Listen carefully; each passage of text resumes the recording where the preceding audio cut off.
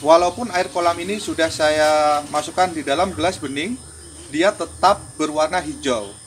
Ini membuktikan bahwasanya hijaunya air kolam itu bukan disebabkan oleh lumut, tetapi hijaunya air kolam yang ada di belakang saya ini dikarenakan banyaknya plankton dan alga yang hidup di dalam kolam.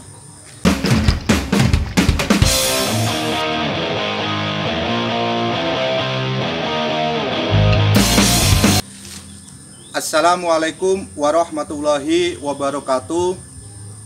Selamat berjumpa kembali di channel yang selalu setia dalam membagi informasi dan pengalaman berkaitan dengan budidaya ikan nila.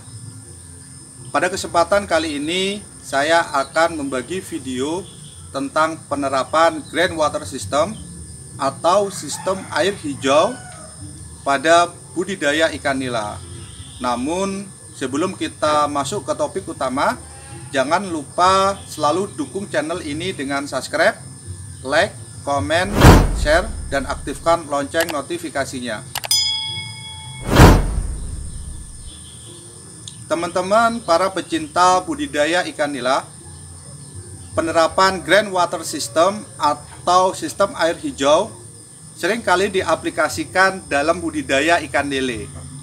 Tetapi dalam budidaya ikan nila, groundwater system dapat diaplikasikan juga dengan berbagai keuntungan yang akan kita dapat.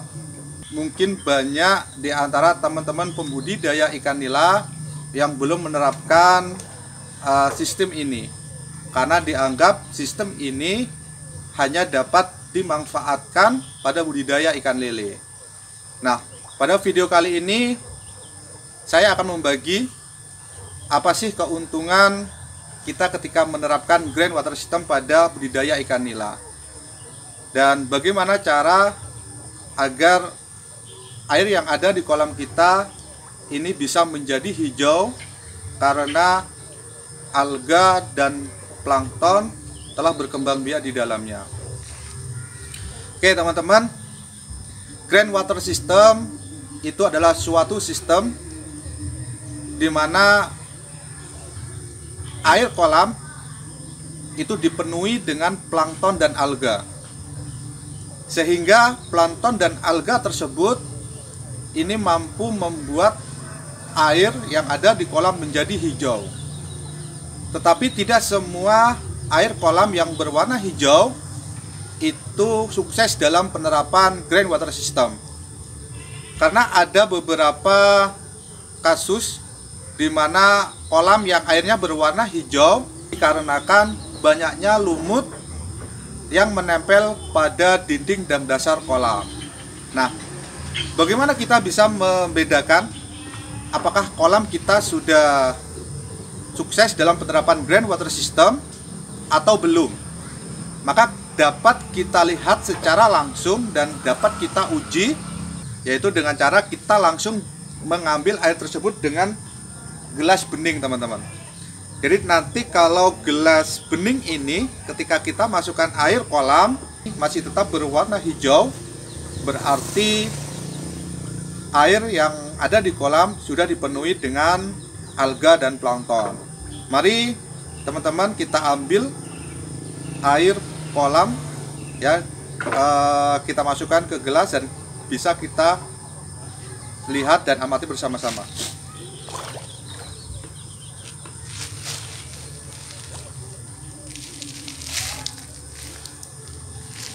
Oke, ini teman-teman warna dari air kolam yang ada di belakang saya ini. Walaupun air kolam ini sudah saya masukkan di dalam gelas bening, dia tetap berwarna hijau.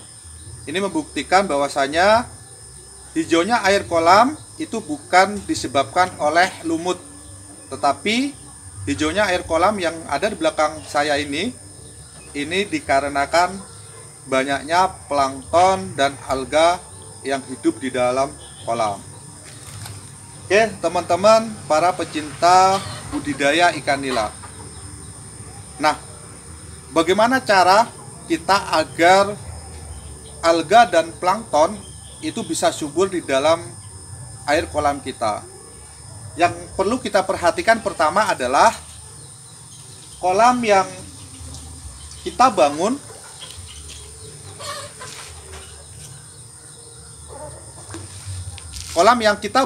itu setidaknya berada di luar ruangan, teman-teman.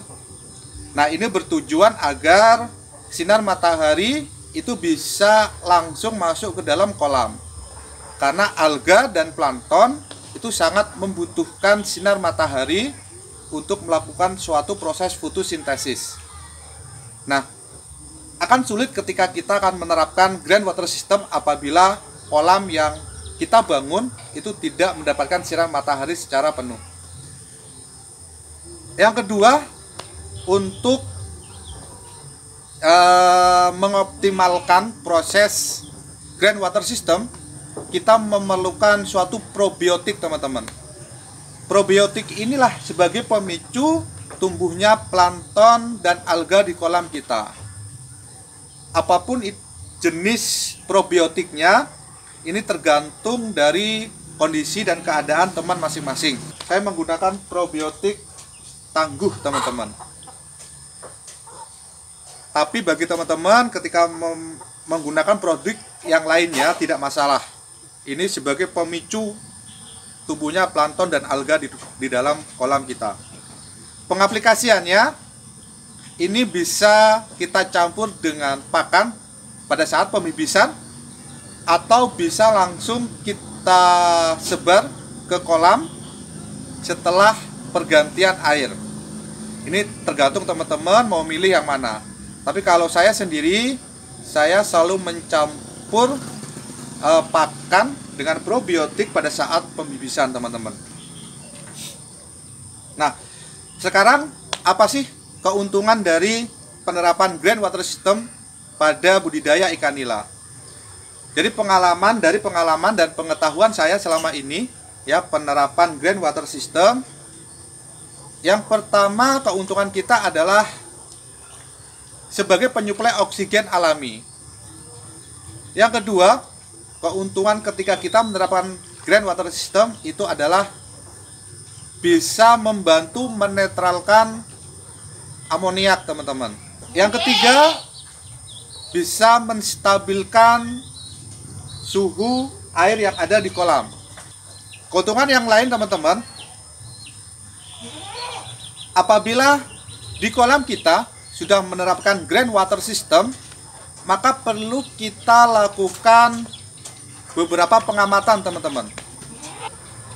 Ketika kita melihat air kita berubah warna menjadi coklat atau menjadi keruh, teman-teman, ini perlu kita antisipasi berarti, teman-teman.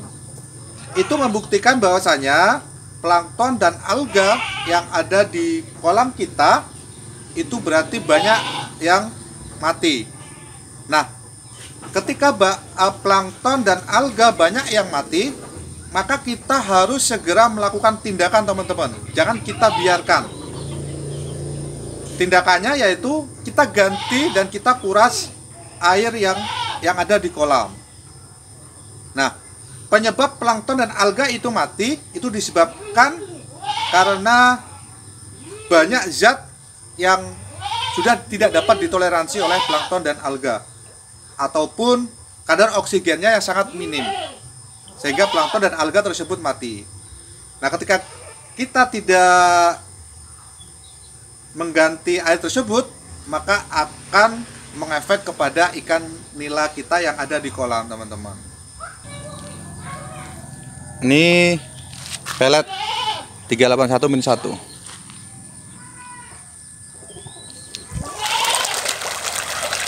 Oke, teman-teman, alhamdulillah sistem air hijau ini ikannya sehat dan lahap, teman-teman. Jadi untuk melihat apakah amoniak yang ada di kolam itu tinggi atau tidak, maka bisa kita lihat dari perubahan warna airnya, teman-teman. Kalau sudah berwarna agak kecoklatan, maka perlu segera kita lakukan tindakan yaitu penggantian air. Berarti banyak amonia yang ada di dasar kolam yang menyebabkan plankton dan alga mati.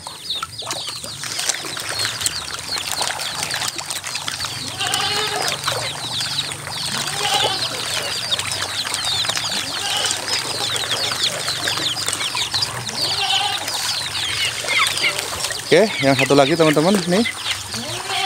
Ini baru saya ganti airnya teman-teman.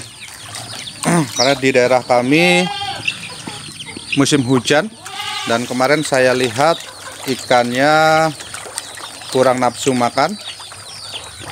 Dan setelah saya ganti, alhamdulillah ikannya sehat dan nafsu makannya tinggi teman-teman.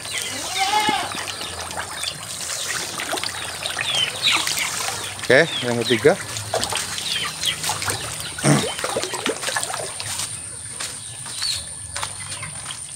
Ini yang belakang kandang.